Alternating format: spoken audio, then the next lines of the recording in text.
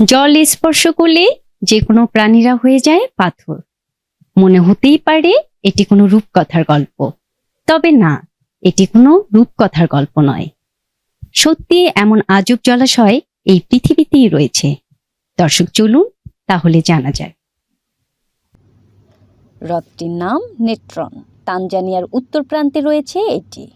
দৈর্ঘ্যে 57 কিলোমিটার এবং প্রস্থে 22 কিলোমিটার নেত্রন হ্রদে নাইগ্রো নদীর জল এসে পড়ে। আশপাশের বেশ কয়েকটি উষ্ণ প্রসবনের জলও এই হ্রদে পড়ে।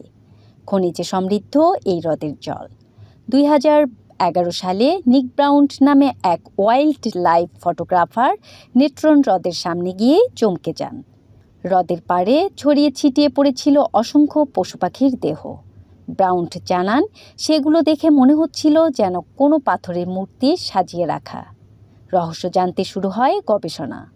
প্রচুর সোডিয়াম ও কার্বনেট যুক্ত ট্রাকাইট লাভা দিয়ে প্রায় 26 লক্ষ বছর আগে সৃষ্টি নেত্রন হ্রদের তলদেশ।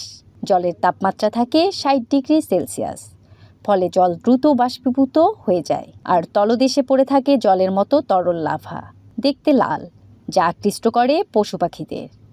পরীক্ষায় জানা যায় হ্রদের জল অস্বাভাবিক ক্ষারধর্মী, পিএইচ 10.5 ত্বককে পুড়িয়ে দেওয়ার ক্ষমতা রাখে, যা পশু পাখির পক্ষে অসহনীয়।